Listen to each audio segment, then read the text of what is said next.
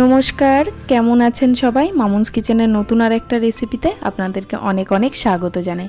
আজকে আমি বানাবো মুড়ি ঘন্ট কাতলা মাছের মাথা দিয়ে। এটা খুব সাবেকি একটা রান্না, আপনারা সবাই জানেন, খেতেও হয় দুর্দান্ত। তো চলুন রান্নাটা শুরু করি। প্রথমেই আমি 1 কাপ গোবিন্দভোগ চাল নিয়ে নিয়েছি, যেটাকে জল দিয়ে ভালো করে পরিষ্কার করে আধ ঘন্টা ভিজিয়ে রাখবো।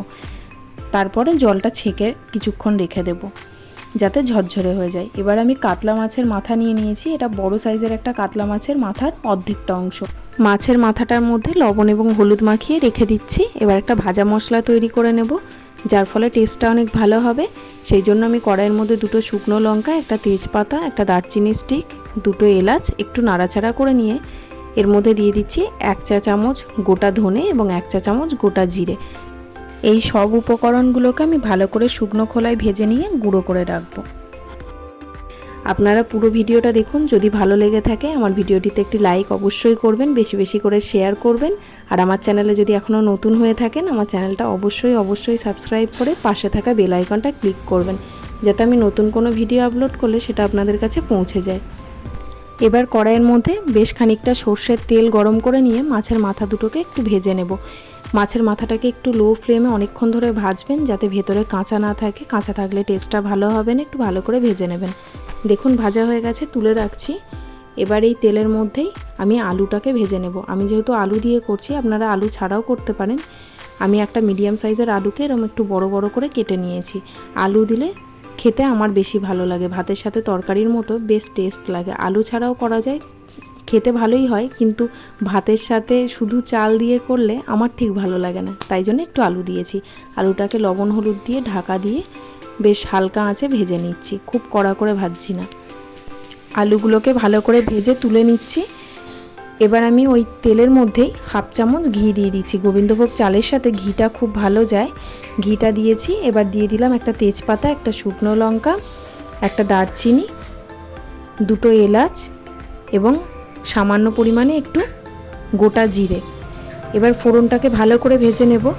এই মুড়ি ঘন্টর রেসিপিটা অনেকে অনেক রকমভাবে করে। কেউ আলু দিয়ে করে, কেউ আলু ছাড়া করে, কেউ পেঁয়াজ রসুন দিয়ে করে, কেউ পেঁয়াজ রসুন ছাড়া করে। তো আজকে আমি আপনাদেরকে পেঁয়াজ রসুন ছাড়া আলু দিয়েই বানিয়ে দেখাচ্ছি। আপনারা যদি ওই রেসিপিটা দেখতে চান পেঁয়াজ রসুন দেয়া, আমাকে অবশ্যই জানাতে পারেন, আমি করে সেটাও আপনাদেরকে দেখাবো। এবার জল ঝরানো চালটা দিয়ে একটু ভালো করে 2 মিনিট নাড়াচাড়া করে নিচ্ছি তেলের সাথে। এবার এর মধ্যে দিয়ে দিচ্ছি সামান্য পরিমাণে হলুদ, স্বাদ অনুসারে লবণ, আর দিয়ে দেবো 1/2 চা চামচ জিরের গুঁড়ো এবং 1/2 চা চামচ ধনে গুঁড়ো। এবার সব কিছু দিয়ে একটু ভালো করে নাড়াচাড়া করে নিচ্ছি। এবার আমি এর মধ্যে অল্প একটু আদাকে গ্রেট করে দিয়ে দিচ্ছি। আদাটা দেওয়ার জন্য গন্ধটা খুব ভালো হবে।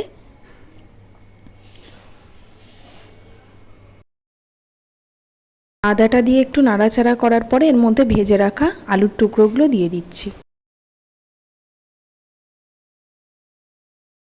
একটু নাড়াচাড়া করে নিয়ে এর মধ্যে আমি জল দিয়ে দেবো। আমি এখানে যে কাপ মেপে চাল নিয়েছিলাম সেই কাপেই জল দিচ্ছি। আমি 1 কাপ চাল নিয়েছিলাম বলে 4 কাপ মতো জল দিয়েছি। যেহেতু আলু আছে জলটা একটু বেশিই লাগবে সিদ্ধ হতে। আমি এখানে সামান্য একটু কাশ্মীরি লঙ্কার গুঁড়ো দিয়ে দিলাম 1/2 চা চামচ মতো। এটা একদমই অপশনাল, আপনারা না চাইলে এটা নাও দিতে পারেন। এবার দিয়ে দিচ্ছি 2টো চেরা কাঁচা লঙ্কা, এটা ঝালের জন্য দিলাম। সব কিছু দিয়ে 10 মিনিটের জন্য ঢাকা দিয়ে সিদ্ধ হতে দেব। 10 মিনিট পর ফিরে আসছি। ঢাকা খুলে দেখুন অনেকটাই চালটা সিদ্ধ হয়ে গেছে। এই অবস্থায় আমি মাছের মাথাটা দিয়ে দিলাম। এবার আমি খুন্তির সাহায্যে মাছের মাথাটাকে একটু ভেঙে ভেঙে দিচ্ছি। আপনারা চাইলে ভাজার পরও মাছের মাথাটা হাতে করে একটু ভেঙে নিয়েও এর মধ্যে দিতে পারেন। এবার দেখুন জলটা অনেকটাই কমে এসছে। আরও কিছুক্ষণ আমাদেরকে এটা একটু ভেজে নিতে হবে। তার আগে যে ভাজা মশলাটা বানিয়ে রেখেছিলাম সেই ভাজা মশলাটা 1 চামচ দিয়ে দিলাম, বড় চামচের। এবার দিয়ে দিচ্ছি স্বাদ অনুসারে চিনি। চিনিটা আমি একটু বেশি পরিমাণে দিয়েছি, খুব বেশি একটা ঝাল ভালো লাগে না। আর দিয়ে দিলাম 1 চা চামচ ঘি। সব কিছু দিয়ে 2 মিনিট ঢাকা দিয়ে রাখলেই তৈরি হয়ে যাবে আমাদের মুড়ি ঘন্ট। এবার সার্ভ করে দিচ্ছি। দেখতেই পাচ্ছেন কত সুন্দর দেখতে হয়েছে।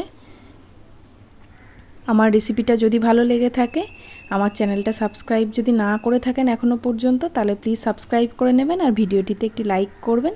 আজকের মতো এই পর্যন্তই, দেখা হবে নতুন কোনো রেসিপি নিয়ে।